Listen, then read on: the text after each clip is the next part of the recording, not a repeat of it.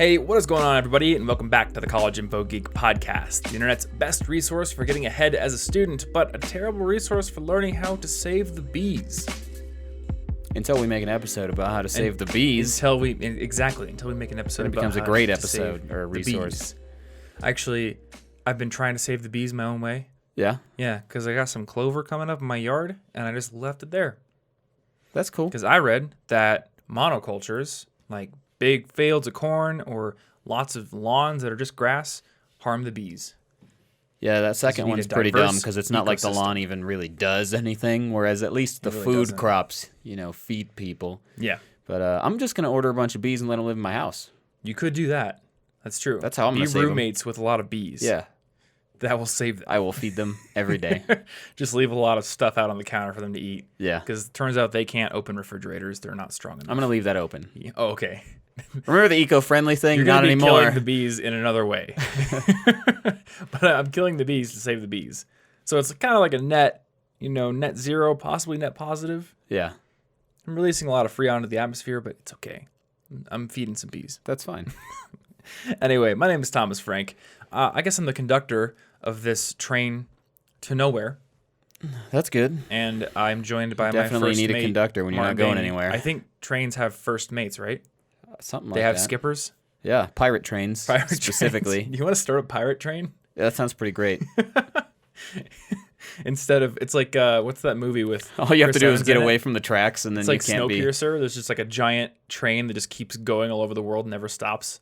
Then there's maybe some pirate trains too. We get to be one of them. Yeah, we'll get you as long as you remain within range of our limited track. Hopefully you're on the track that we're already on, because otherwise we're not getting you. Yeah.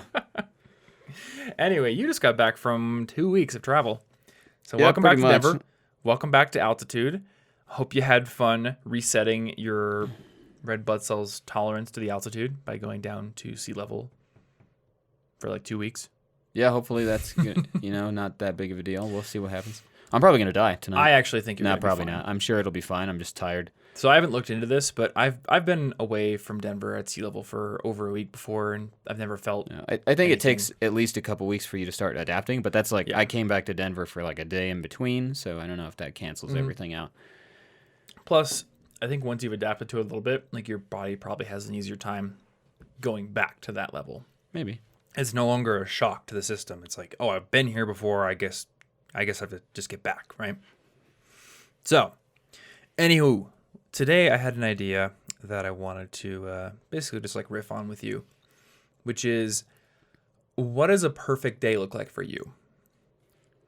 And given whatever that perfect day is, how do you achieve it?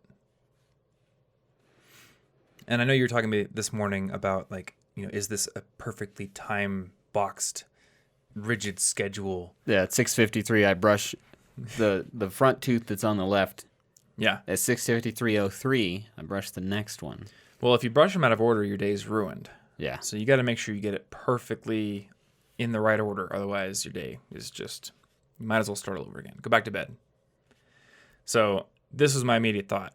Any kind of day with a ridiculously time-boxed schedule like that is not perfect for me. Yeah, because I'm not going to enjoy it. Yeah. But I was thinking more like holistically or in general terms. If you could think of the perfect average day for yourself, what would it involve? What would it not involve? How long would you work? Like all these things. And I figured if we could actually like set out a perfect day, then we could work backwards and figure out what each part of that day depends on, or what we need to do maybe previous days, or we need to set up in advance to make that happen. Yeah. Yeah, and this is kind of a perfectly timed episode after my traveling because, as I mentioned in the How to Capture Inspiration, after traveling, I like to take all that motivation and fresh ideas and all that stuff and fit it into my system or of sorts, try to reset what's going on in my life. So this is like the perfect day for me to come up with the perfect day. It's like I didn't see that coming, really. I'm too tired to predict my own words. Like that. Or maybe Exhibit made the perfect day for you. I don't know. Maybe. Insert the correct meme here. He could probably make it. Do you feel inspired having come back from all the travel? I do. I had a lot of ideas on the way back. Yeah, I had a lot of ideas, a lot of stuff that I liked. It was a pretty cool trip, so I come back feeling refreshed. Mm-hmm. All right, so I'll let you go first. What's your idea of a perfect day? Or maybe we can Okay, like split the whole thing. Maybe we can how split do into we do mornings. this? Because I if don't I'm know. like, okay, well, I'm gonna wake up, and then you're like, okay, well, my first step is wake up. It's gonna get confusing. All right, what's your perfect morning like? Okay. I guess. Good. I even put a line in there. Did you? All right, my perfect morning, basically before lunch. So I'm gonna wake up at 5:30 because that's the time that I feel best waking up at. Okay. So I need to go to bed earlier to do that. But I gotta wake up at 5:30 to a functionally clean and quiet home Okay. because I really like negative space and muted, quiet colors. You know, like if you look at a wallpaper and it's got a billion colorful things going on, people might say it's loud. I need the opposite in my environment because if I come out to the kitchen and it looks noisy to me, I'm just like, I don't even want to look at that. And I don't have the energy to clean it, so I'm not going to eat. And then I just won't eat. So I need to wake up to a clean home already. It's set up for me to work and eat. Earth tones. Yeah, neutral or muted tones, lots of negative space. Then I want to prepare, as long as I'm at home or just drink somewhere else, a cup of tea.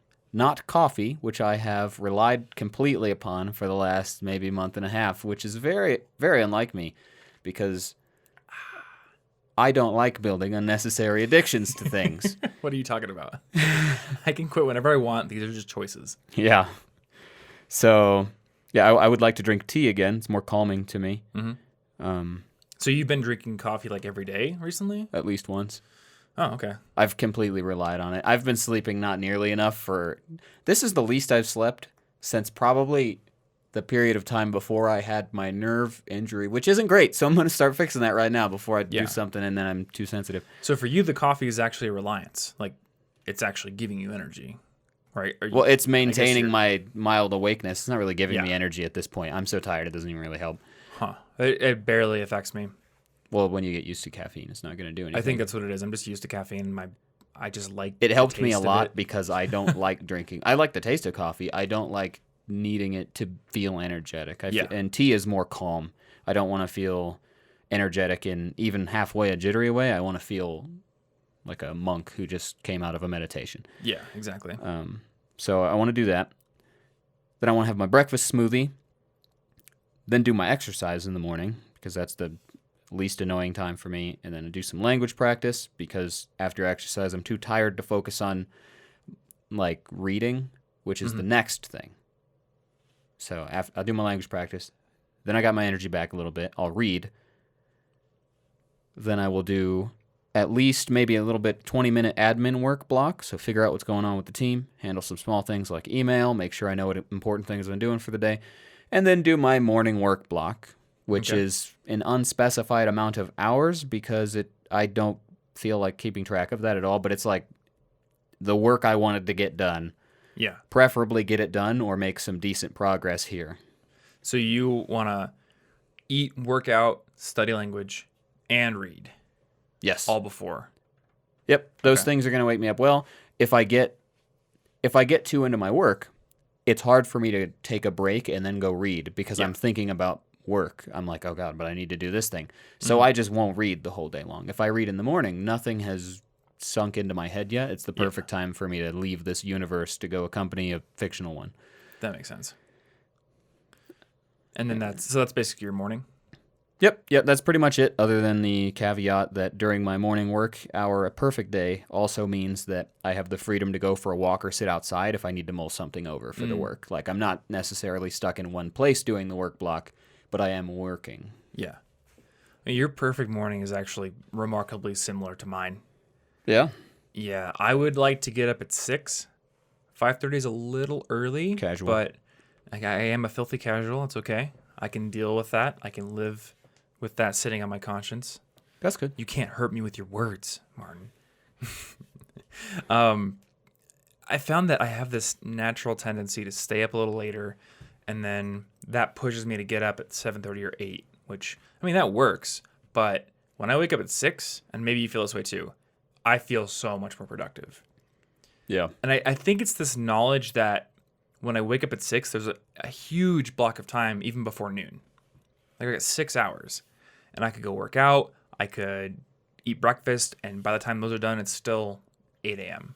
Yeah, I feel like I could I do have all this anything time. that early. Yeah. No one's there to bother you. Whereas when I wake up at 8 or 7:30, I'm like, all right, if I go to the gym, I'm going to get back and it's going to be like 9:30 or 10.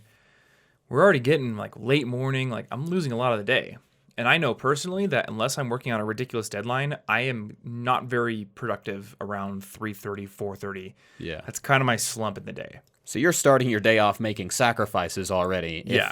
if you wake up a little later. Yep. So I would like to get up at 6 a.m. And I know that to do that, I have to go to bed earlier. So this requires a night routine that forces me to get into bed on time. But we'll talk about what we need to do in a little while. And then I also want to do breakfast. I would like to drink a cup of coffee because I got nothing against it. I like coffee. It's delightful. But first thing I want to do is go exercise.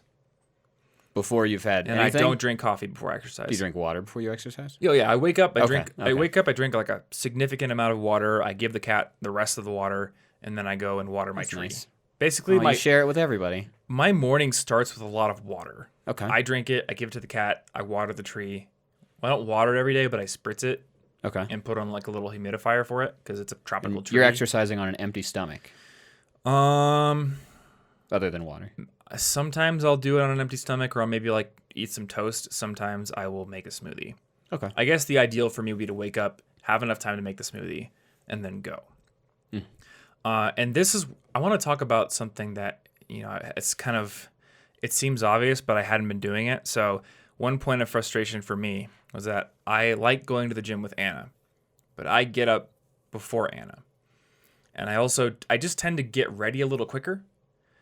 And I didn't want to feel like I was, bossing her around or pressuring her to go faster and faster. So sometimes I would just like wake up and go myself, or sometimes I would just never go.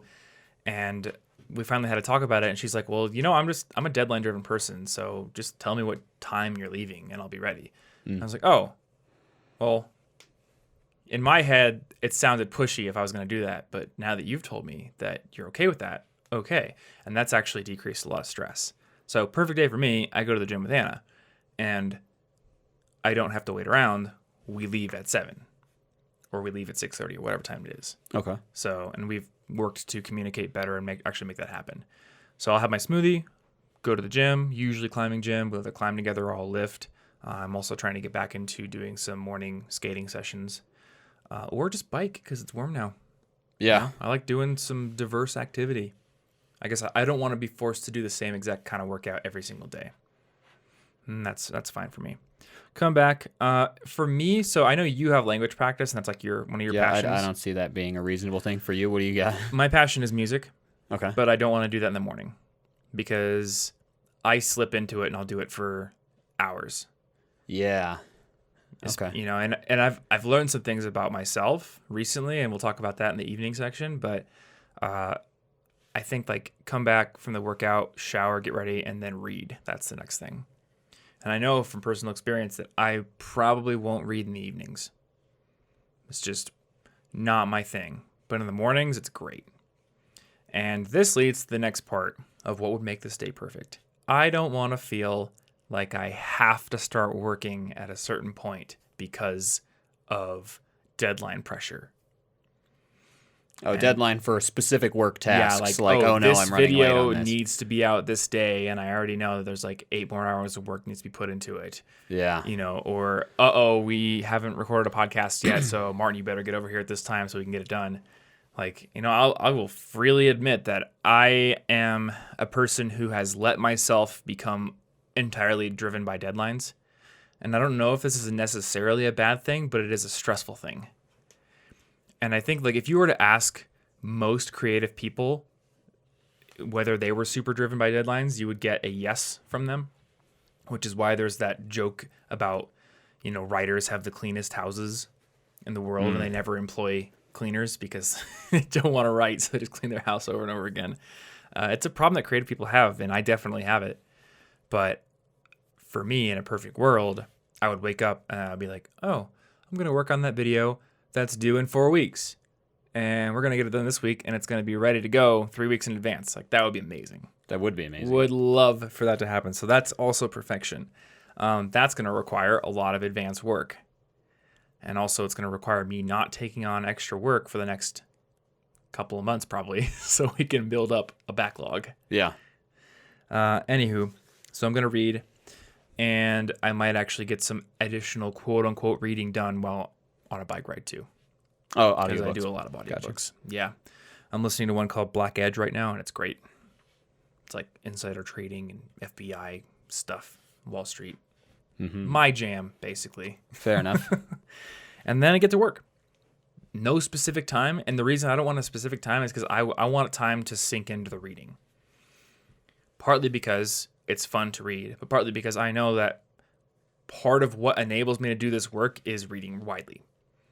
So it's not like, oh, read 24 or read 20 pages or read 30 minutes. That's kind of not enough. Yeah. I need to get into stuff. Like I've got a video that I'm going to do at the end of this month, and I'm going to read an entire book for it. So going to have to put in some hours into reading, and they happen best before the work starts. And then get to work. So I guess that's the morning taken care of. How about your afternoons and evenings? Okay, well, obviously next I'm going to have some lunch. So you actually do want to eat lunch? I do want to eat lunch, Okay. but this is important.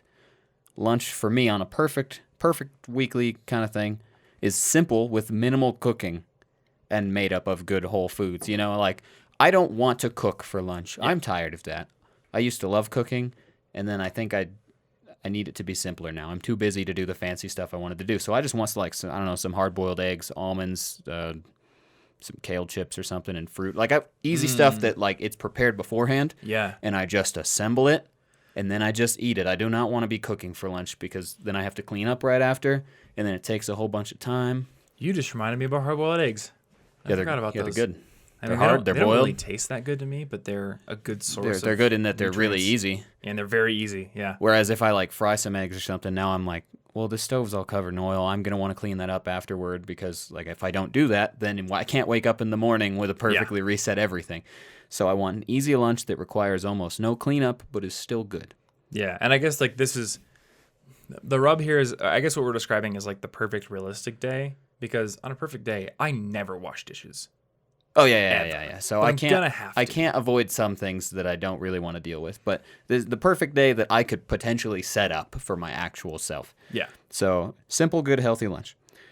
After that, I'm going to do one of two things depending on how my brain's feeling. Maybe how draining the morning work was. So I'm either going to start my afternoon work immediately and then put a break in the middle of it and then continue it, or I'm going to do my afternoon work after I first go on a slightly longer break to get me ready to focus again after lunch. Like going out for a walk or rollerblades. Yeah, going for a walk, or maybe I go out to take some photos, or I work a little bit on some piano. Mm-hmm.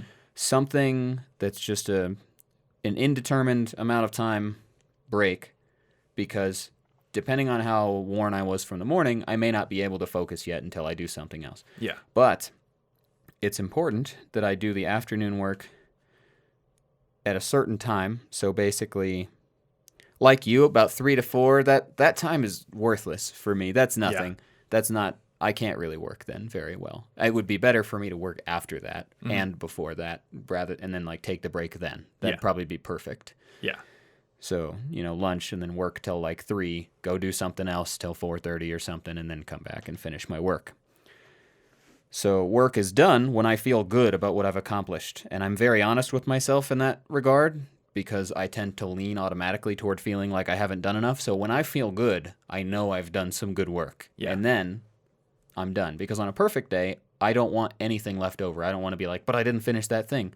That's not perfect. Yep. The perfect day, I finished it, or I reached a really good checkpoint, and I can clock out mentally. So perfect day requires you to get good at estimating what you can get done. Yeah, I in need your to work set hours. realistic goals. Yeah. And or know what checkpoints are acceptable to stop at and say, I did that, we're good. Because otherwise, I will just kind of have it in my head the rest of the night, and it will throw everything else off. So I do my work until I feel like I've finished. After this, I want to cook dinner, but once again, I want simple things now. I think I sautéed things and stir-fried too much. I don't care about it Are you tired anymore. of them now, or just I want to roast things now. I want to have like roasted vegetables and like like lentils and just sometimes pizza or something. I don't want to saute things for a while. I need to get back into cooking using a slightly easier cleanup method. I forgot about. Well, I don't want to say forgot because I've really never thought about it. I never thought about roasting, but Anna does roasted vegetables whenever we make pasta. And yeah, it's easy. Yeah, You toss the vegetables in olive oil, you throw them on a pan, you put them in the oven, and they're delicious. And the They cleanup get is like so this easy char that you too. don't get with sautéing. Yeah, I want to It's that I don't do. tend to get. I want to do that. Well, you can do it with like a cast iron, probably better. But Oh yeah, I haven't but bought like that yet. that's still. I had that. It was annoying to clean up. So in my perfect Yeah. regular day, I'll do the really really fancy cooking on the weekend. But for the weekdays, no. I Yeah. want simple cleanup, just some roasted like peppers and onions and carrots and lentils and kale and just look at that. I did it. And then I just throw this glass pan in the dishwasher and I say congratulations. I hand washed my good knife and that's all I had to do. That's a pretty good idea. I do not want to be scrubbing pans. I do not Yeah. none of that. So then, preferably, it's my perfect day. So I still have a little bit of time to be somewhat social. Doesn't have to be too much, but I do something with Ashley or friends or family, or I'm playing an online game with somebody, or I'm just talking and I'm going to set up a system again to keep track of who I've been talking to because of my community. I realize after going to Iowa and needing to visit 12 people or sets of people that it's quite large, and I don't remember all of it at once because I can never remember a full list. So I'm going to go back into some sort of a thing to make sure I keep up with everybody because otherwise, every time I talk to them, it's the catching up conversation. And that's annoying, and I put it off. But it's not annoying when we're past that, and we're just like, hey, what are you doing today? So Should do a video about that Trello system. yeah, I've got a similar thing that I've been doing in whatever iCloud you're Notes doing. too. Yeah. I haven't decided which one's better at the moment, but I had an alternative too that was working for a while. Okay. Well, yeah, show it to me So- later because it might be a good video idea. Yeah. So I've had social time. Now I don't know if this is before or after the next thing, but in a perfect day, at some point, I've had some time to work on something creative. So maybe I did photography during my break. I worked on piano, or I did some game development, or at least being able to think about the projects and write some notes down. Yeah. And I can't say this happens right here because sometimes photography needs to happen at dawn or in the evening, depending on what I want to take photos of and the lighting. So at some point, I've done art. And then it would be really great if I had like 20 minutes to play some video games if I happen to be playing one. Not that much. And then I reset my living space for the morning. That's the whole evening. I just thought about this. Like one of my biggest pet peeves is I wake up and usually I just like do not want to unload the dishwasher, and that causes a whole cascade of effects. It's like dishwasher is not available. Okay, now I got to hand wash things. Don't want to do that. Things pile up. Don't cook. Yeah. So maybe like the wind down routine needs to involve unloading the dishwasher and putting everything away. Oh, so like which the means very beginning of the right evening, after dinner, you run it, and then you run it right after dinner. Yeah. That's a good idea. That's an improvement because it's like you said. If something in the morning is wrong, I'm like, okay, well, I don't have time for that now. I wanted to eat now, yeah. so now I'm just gonna go get something from Whole Foods, and or I've thrown everything off. Yeah. This week's episode of our show is brought to you by our friends over at Brilliant, who have built an awesome learning platform for anyone who wants to boost their skills and their problem-solving abilities in the areas of math, science, and computer science. They have an excellent course library with tons of in-depth classes you can take on calculus, on probability, statistics, math for trading and finance, if you're doing like quantitative stuff like that. They have science courses like gravitational physics, classical mechanics, and computer science courses as well, including computer algorithms, computer memory, and there's even a Python coding course on Brilliant now as well. Plus, in addition to their library of in-depth courses, there is a new feature that launched this year called Daily Challenges, where every single day they post bite-sized challenges that you can sink your teeth into, that you can probably solve in about 5 to 10 minutes, and that might actually get you curious about an area that you haven't considered before. So it's a great way to expand your base of knowledge, but it's also a great way to build your abilities as a problem solver. And this is something that the people who build Brilliant know very well. When you spend time solving problems, regardless of what area they're in,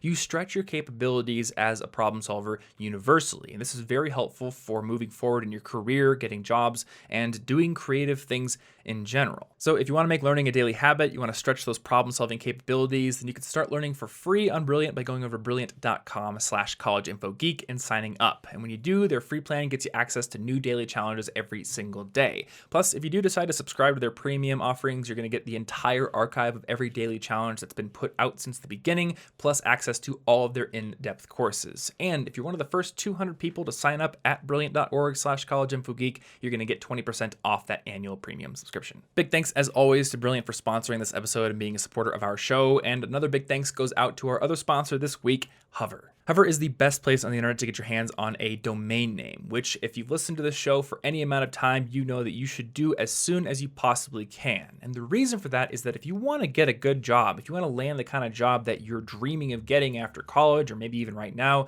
you need to build a strong personal brand. And this is something that exists both offline and online. Offline is things like your resume, your business cards, the way that you engage with people at events, the way that you engage with people basically, all over the place, the way you tell your story, but it also exists online. It exists in your social media profiles, your LinkedIn profile, but most importantly, at your personal website, at your portfolio, the way that you really present yourself to the world online. And a great personal website starts with a domain name, professional domain name that is yours and yours alone. And if you know anything about domain names, you know that once somebody has it, you really can't get it. So even if you're not yet ready to build your own website, you should at least go and secure your domain name so it is available to you when you're ready to start doing that. And again, Hover is the best place on the internet to get it, not least of which because they have over 400 domain extensions to choose from, ranging from the classic .coms and .me's, which I would probably go for if you were going to build a professional web presence, but they also have lots of other choices like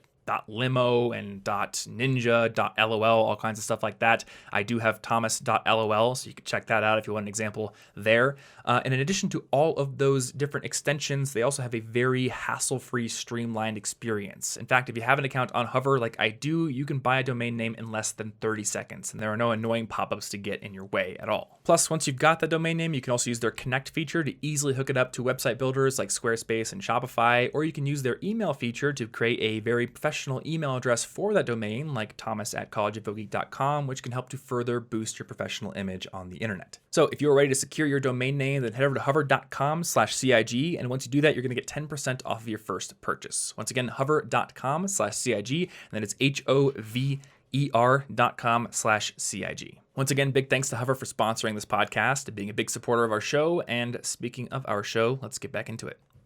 Yeah, I've just been thinking, I don't know if other people are like this. I think they are, but every little thing seems so simple. But it's like the collective just weight of all the things you got to do and the timing and the order. That's what makes things complicated. Yeah. And keeping your life optimized. And I think this is why minimalism is such a big thing right now, because when you're a minimalist, there's less to do. Yeah, maintenance. The ordering doesn't matter.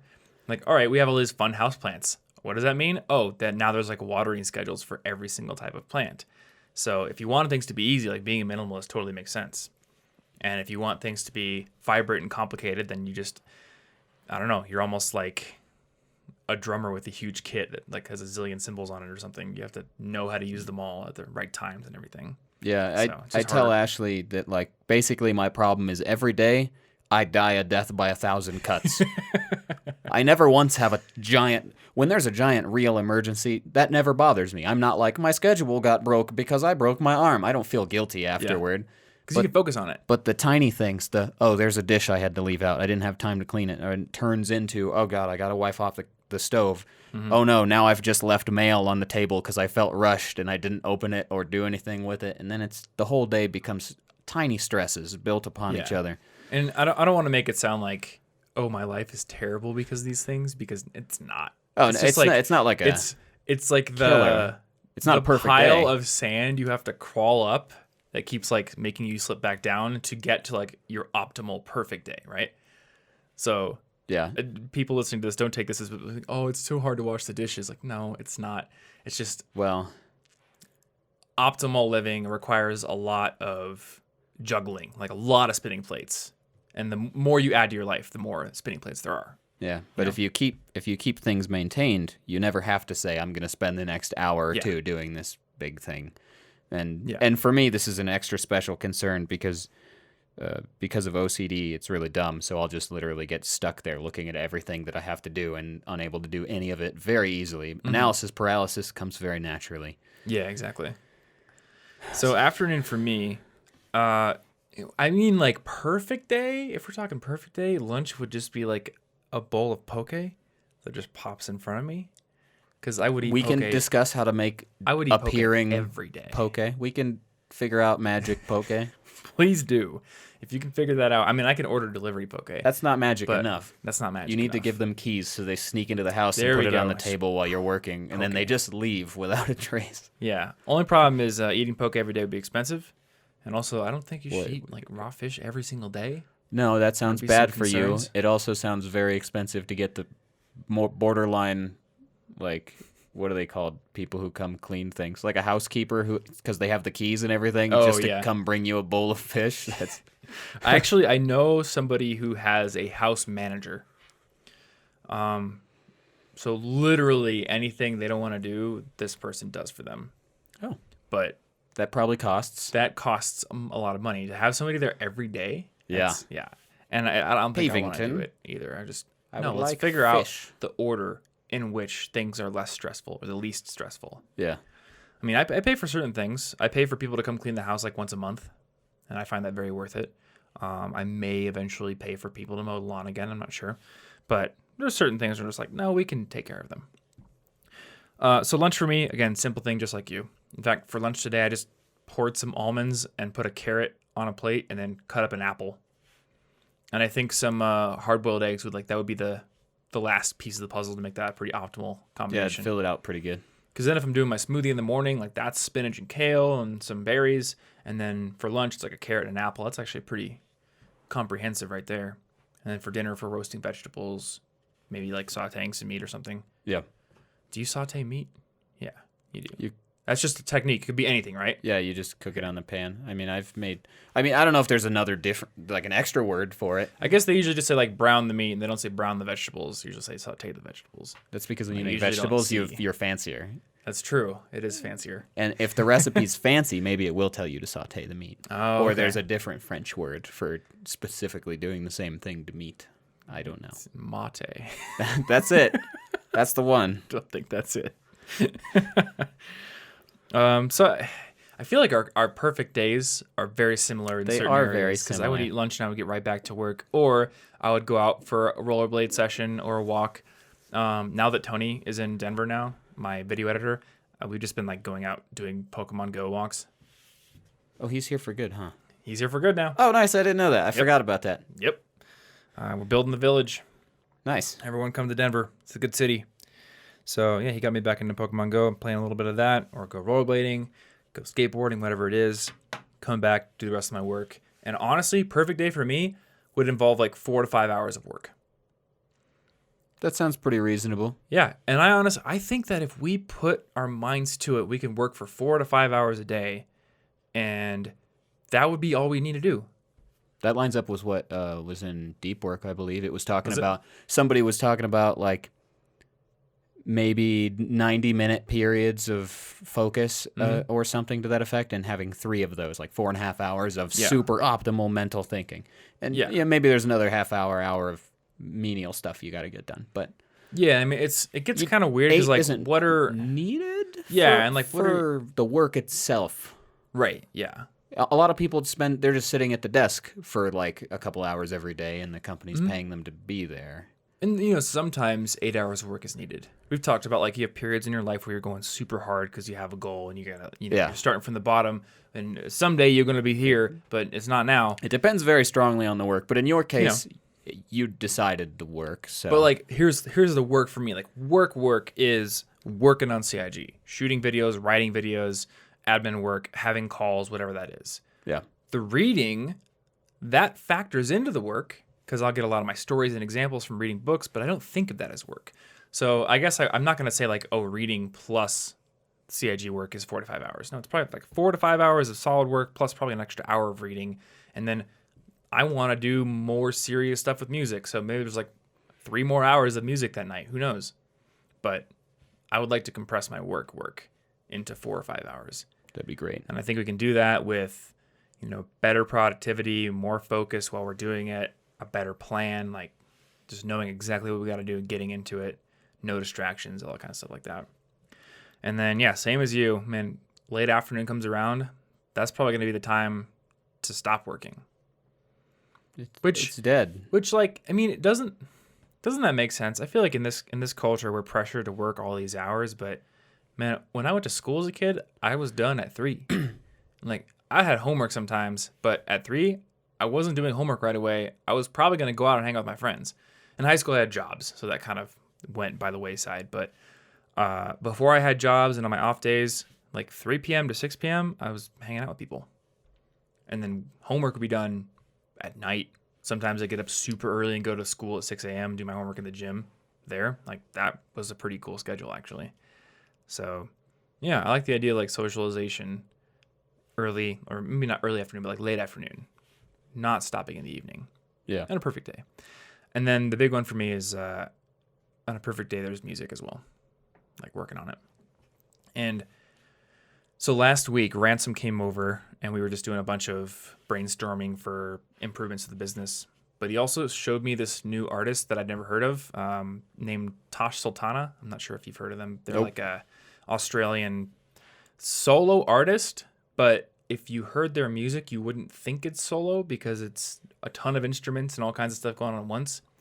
And he showed me a video of them playing a song live, and they use like this crazy looper pedal setup to do all the layers and eventually build up this perfectly full composition all themselves, all live. And I was like, wait a minute, that looks interesting, because for the Fender video, I sat down, I tried to compose music, and that was fun, but it was a little frustrating. And I found that I don't really enjoy tinkering around with a DAW and doing, takes into the recording software as much as I like just getting the instrument and playing and building something up as I go. And watching that person build all these looper compositions up, I was like, that's what I want to do. So I've been doing that the past few days, and it's been so much fun. So I want to do that every day, basically. Yeah. I got to have time for that. And then I obviously have to get to bed on time, so I can have another perfect day the next day. When is on time for you? How much sleep do you need? I need 6.5 to 7 hours. Okay. I need less than Anna needs. I don't know how much you need, but I think 7 is basically the... When I was waking up really well, I was getting 7. yeah. But I'm remembering what I think now feels seven's so about far good off. for me. I don't need 8. 8's unrealistic for me, so even if it would be slightly better, I'm like, but I can't give up that much. But I don't want to cut the sleep too much. What I'm doing now, I've cut too much sleep. Yeah. But I don't want to... The extra hour is not worth the cost of the extra hour to me. So how do we get to the perfect day? The first thing that comes to mind for me, and I've been doing this, is going back to the buffer alarm. Okay. Because again, my natural inclination will be to dawdle a bit at night, go to bed at 11:30, get up at 7:30, or I don't know, go to bed at midnight sometimes. And there's another thing, like I'll naturally sleep 7.5 hours if I want. But if I get up from only 7 hours of sleep and I do that consistently, I'm fine. So I think it's just like the desire to stay in bed and laze around. That is I have a to thing. like work to get out of that. I'm not some like super person who just springs up immediately after 7 hours and like, I'm ready to go. No, I kind of have to force it. But once I'm out of bed and up for a few minutes, I'm good to go for the whole day. Okay. So the buffer alarm, for anyone who hasn't heard, I basically use the app Buffer, and I set up a tweet that just basically tells people like, hey, I'm still in bed because I'm lazy, and if you reply to this, I'll give you $5. And my job is to get up, go to my computer, turn it on, and delete that tweet before it goes out. Yeah. You ever just forget it? Like you're awake and you just forgot to... I did once. Okay. Way back in like 2013 or something. And I think the article I wrote on it actually has a screenshot of the PayPal transaction because somebody had replied to me. Oh. And it's very anxiety inducing now because I have more followers. So I know that I would get a zillion messages. And like I put like a limit on there, so I'm not going to bankrupt myself. But still, for me, like the prospect of losing $25 or something is actually less scary than the prospect of having 100 people making fun of me on Twitter. Just, you slept in, Tom. So I would never forget. But that's my way of sort of shifting my sleep window back a couple of hours. Because I do, when I'm awake, feel better if I get up super early. Yeah. Not super early, but 6 a.m. The morning feels it feels quiet. It feels peaceful to me. Mm-hmm. It was great during vacation too, because when I was in California, right, it's an hour earlier there, so it was even easier for me to wake up early there. And while the pier is filled with people and mixtapes and nonsense during the regular part of the day, in the morning it's just perfectly quiet. I'm like, I'm gonna go look at the ocean, and no one is going to hand me a bracelet or a mixtape or anything of any kind. It's just a quiet ocean. It's not a mixtape in a bracelet. I mean, that's thinking. You combine them, but it's not profitable for them to be out that early because no one's there. Mm-hmm. So that's really nice. But early mornings on vacation are the best. Just because, no one's out there, and you're in this place that you want to explore, and you have a few hours. And you can explore. Mm-hmm. You're not rushing late or running late on something. And to me, if I'm used to it, unlike right this second, so tomorrow probably I'm not gonna spring right out of bed. But in the past, as long as I wake up and I don't immediately have something, I'm like, oh God, I have to do that. Yeah. I'm just up and energetic and happy about it. Mm-hmm. So for me, I need to do the initial resetting of the apartment. I need to have the living room and my work desk and the kitchen all set to beautifully muted negative space and functional, because then the morning is when that feels good. And if it doesn't happen in the morning, the whole day is thrown off. I kind of feel like if I didn't start my day correctly, it's really hard for me to get the energy back. And it seems like it would be really easy to just be like, okay, this doesn't matter. Like the morning being thrown off doesn't matter, but it does affect you. It messes with my motivation. It's like a success spiral. I succeeded at thing 1, which was last night, and it allows me to spend this morning going, oh yeah, I didn't mess that up. Mm-hmm. Nice. And then I eat, because otherwise I will really just skip meals, because I'm like, well, the kitchen's, it's a mess, so I can't make food. Mm-hmm. But I don't have time to clean. I'm hungry, but I can't make food because the kitchen's a mess. So then I'll just kind of like go back and forth, and then eventually go to Whole Foods. Everything's hours late, and then the day's thrown off. So I just need to reset and then start setting my alarm. So in the evening, you got to clean up the house. Yeah, and if I don't, so this was working beautifully for like a week or two. Every morning I woke up amazed at how usable my everything was. I didn't need any reminders of what I was working on. I didn't need any reminder to make food. I just did it, and then I just go right to my desk, and I'd be like, there's nothing around here to distract me. I guess I'll just work then. I guess I'll just do what I'm supposed to do. It's not a giant mess that makes me unable to focus. So then one day something happened where we made something complicated in the kitchen, and I had to do something else that night. So we didn't reset everything fully. Yeah. I have not reset the kitchen fully since then, and it's been at least a month. Okay, so you gotta go do a reset. I gotta do the first initial really obnoxious reset. Mm-hmm. You just gotta make it all set up again. Yeah. All right, so do a reset. Yeah, I'm gonna do that tonight. That'll fix everything. Sometimes you gotta do a reset sprint.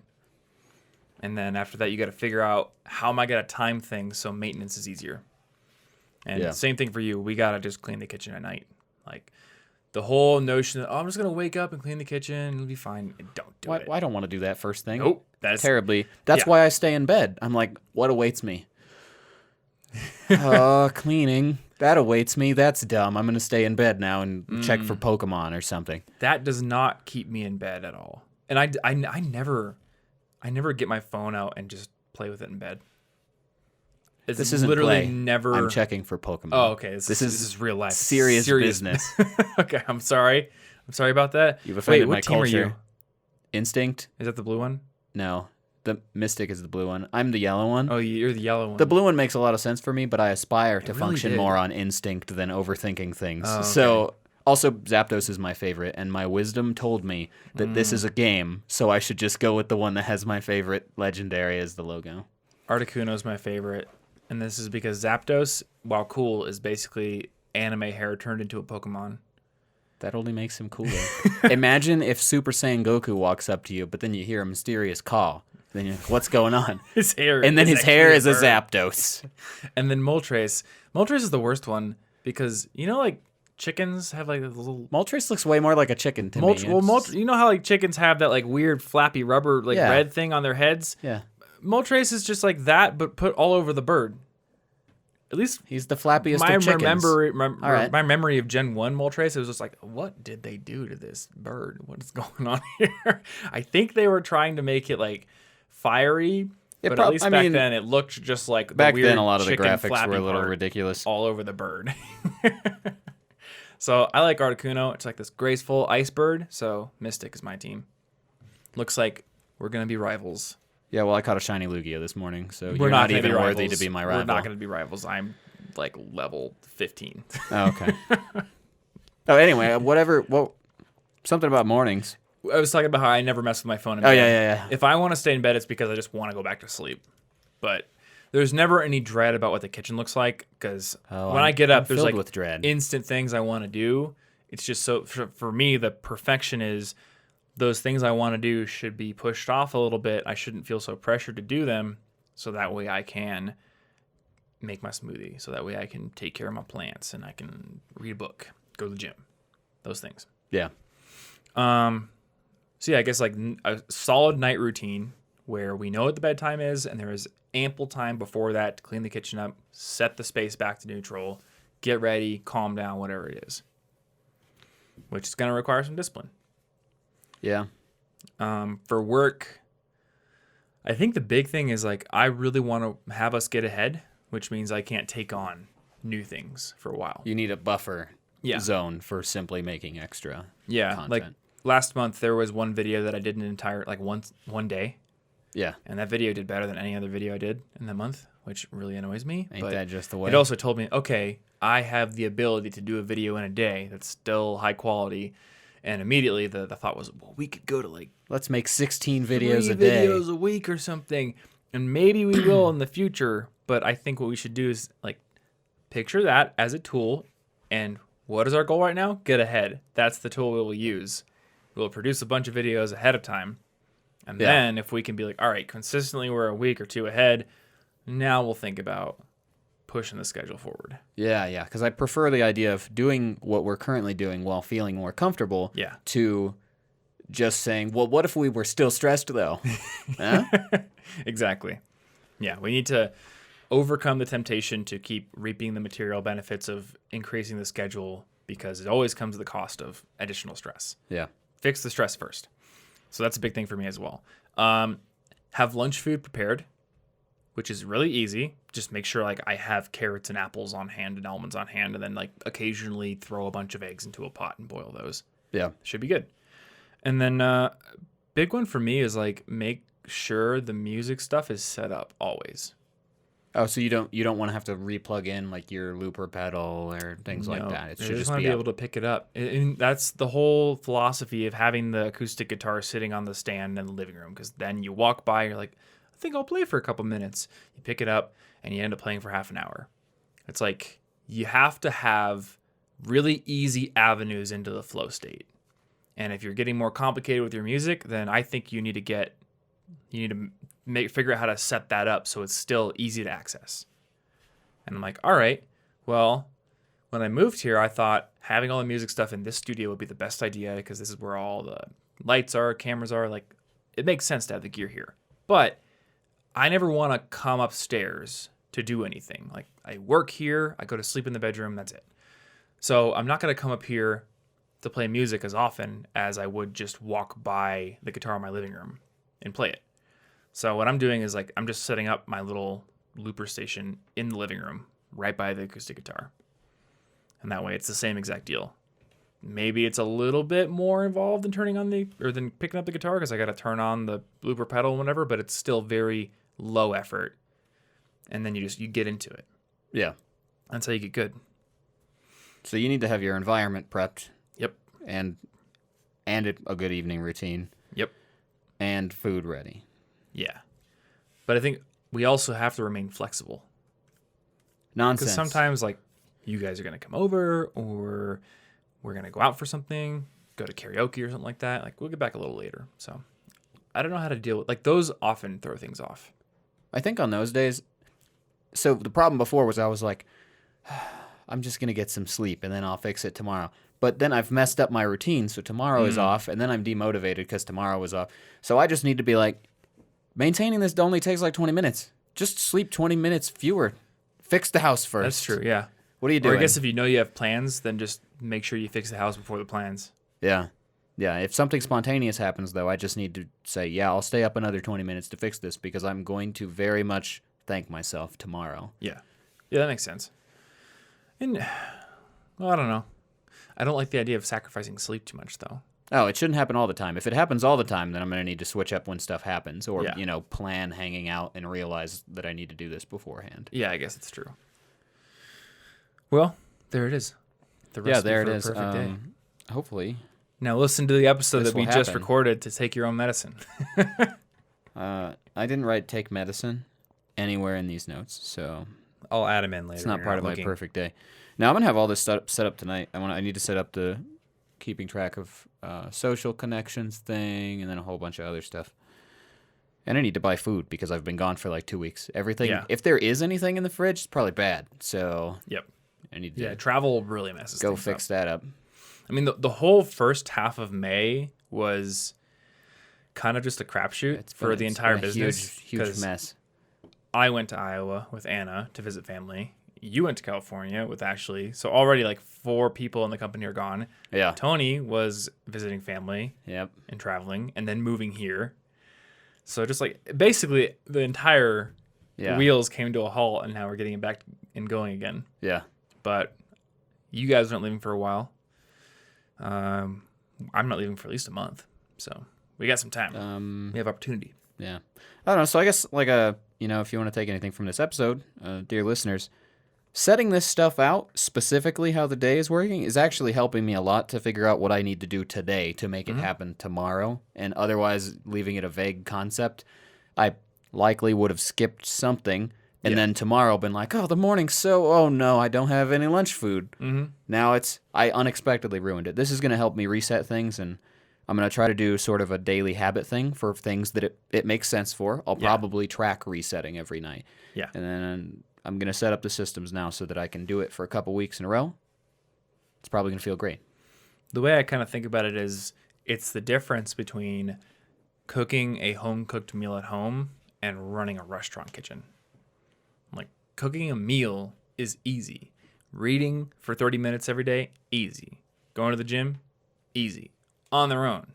Yeah. But to live a life where you consistently wake up on time, keep your space organized, always exercise, always read, always work on your creative pursuits, always have social time, and always get your work done in with the time that you want. Like, making all that happen requires some orchestration. Yeah. Requires some logistics, requires some thinking ahead. And yeah, doing what you did where you just write out like, this is my ideal day. How do I make it happen? What depends on what? Like, how should I time things? That's what you got to do. So write out what you want to do, figure out the timing, and go from there. And use whatever tools you need to use, whether it's a weird buffer alarm or a habit tracker or hiring a drill instructor to stand in your corner and yell at you all day. They can bring you the poke. Yeah, but they're going to eat like half the poke and laugh at me. Then you're motivated. I guess I would be motivated. Maybe. If you don't have that work done, If you in respond the next well 5 to minutes, authoritarianism, then you will be motivated more.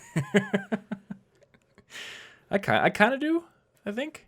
I mean, I guess it depends on what kind of person you are, and then also whether you respond to authoritarianism towards something you already wanted to do or towards stuff you didn't want to do. Because That's true. I doubt you'd respond well if he was just like, put on this tutu and throw away your business. I don't think you'd be like, yes, sir. I don't understand the point of this, like, but this is no longer the direction I wanted, so I'm not gonna care. don't care. Put the tutu on. Yeah, I don't think I respond very well to authoritarianism when it's things I don't want to do. Yeah, it's like But when motivational authoritarian. Yeah, if somebody was just, and you know what, somebody I know was talking to me on the phone, and he said he actually hires business coaches to basically act as that authoritarian dictator drill instructor. And they will check in with him every now and then and basically keep him accountable on stuff. And he was telling me that, the more he gets to know the business coach over time, the less effective it gets. So he'll switch between different business coaches. Just get a new one every once in a while. I don't take you seriously anymore. Because, the more you get to know somebody, That makes unless sense. they're really strict, like, you have more empathy. You kind of understand, right? You start talking more and more. Or if it's a new person, they're just like, I don't care who you are. You're a blank slate, and it's my job to mold you into something worthwhile. So maybe that's something that you could look into as well.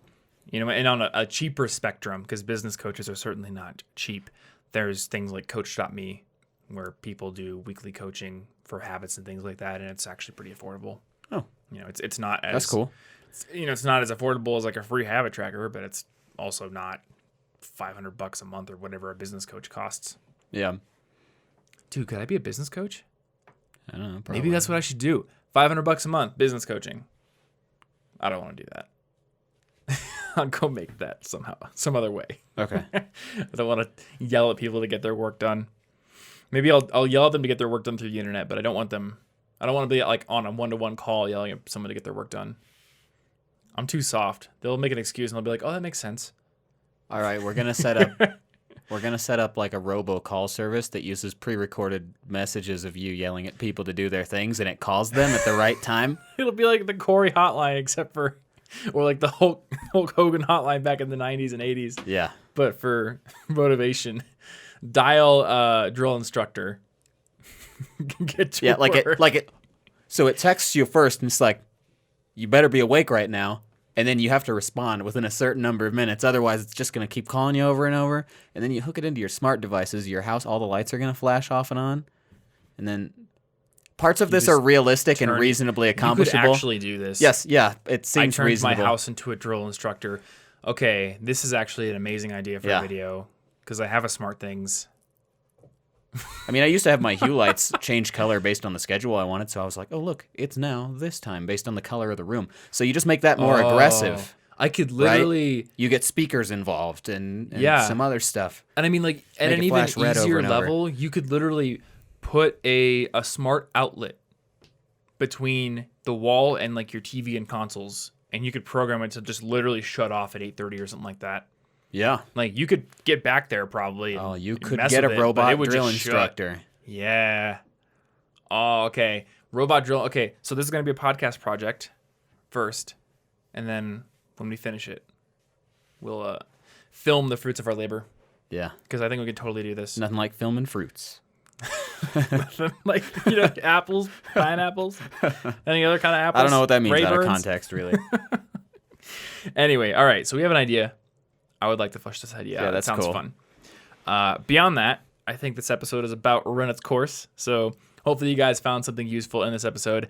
If you want to subscribe to this podcast, maybe you're watching it on YouTube, maybe you're listening to it in your web browser, and you're just thinking to yourself, man, what if I had a way to get it on my smartphone every single Monday morning, automatically download it if I want? Well, you can do that through podcast subscriptions. Spotify has them. Apple Podcasts has them on the iPhone. Google Podcasts has them on Android devices. There's also independent apps like Pocket Casts, Overcast, all kinds of good stuff.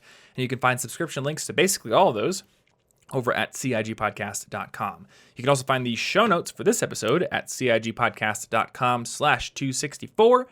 And if you want to support this show, a great way to do it is to give us a rating and review over on Apple Podcasts or iTunes if you're doing it on your desktop computer.